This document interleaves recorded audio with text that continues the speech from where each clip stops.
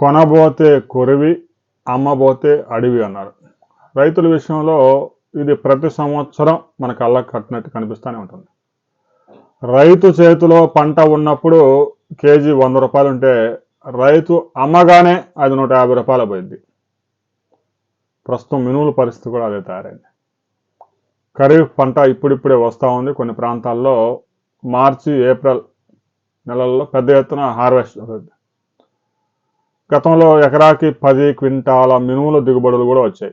ప్రస్తుతం 5, 6, చాలా ప్రాంతాల్లో 4 క్వింటాలు కూడా మించడం లేదు. మినుముకి 3 దశాబ్దాల కిందట ఒక 2 సార్లు 3 సార్లు కొద్దిగా పురుగు మందు పిచికారీ చేసేవారు. ప్రస్తుత పరిస్థితులు అలా లేవు. 5-6 సార్లు పిచికారీ చేస్తే తప్ప మినుము పంట చేతికి వచ్చే పరిస్థితి లేదు. గత నెలలో క్వింటా 9,500 ఉన్న మినుముల ధరలు మరో 10 రోజుల్లో రైతులకి ఇప్పుడిప్పుడే కొంతమందికి ఇప్పటికే వచ్చినాయి. మరో 10 రోజుల్లో మినుములు పెద్ద ఎత్తున హార్వెస్ట్ జరగబోతా ఉన్న సమయంలో ఇప్పటికే 7,900 రూపాయలకు పతనం అయింది. పూర్తి స్థాయిలో మినుములు హార్వెస్టింగ్ జరిగితే అది 7,000 రూపాయలకి 6,500 కూడా పతనమయ్యే అవకాశం ఉంది. వ్యాపారస్తులు రైతుల చేతిలో సరుకు ఉన్నప్పుడు తక్కువ ధరకు కొనుగోలు చేయడం, గోడౌన్లో పడేయటం, దాన్ని చిన్నగా తీసి రాబోయే 6 నెలలు 7 నెలలు వ్యాపారం చేయటం, రెట్టింపు ధరలకు అమ్ముకోవటం.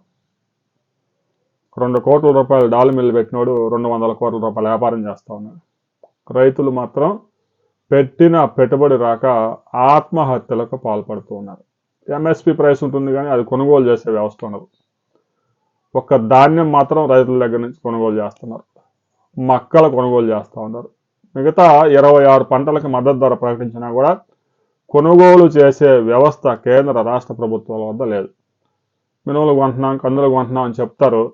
ఏదో అక్కడక్కడ 4 గోతాలు కొంటారు.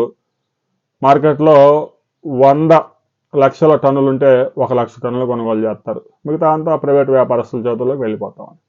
వారు చెప్పిందే ధర. వారిని నియంత్రించే వ్యవస్థ కూడా లేదు.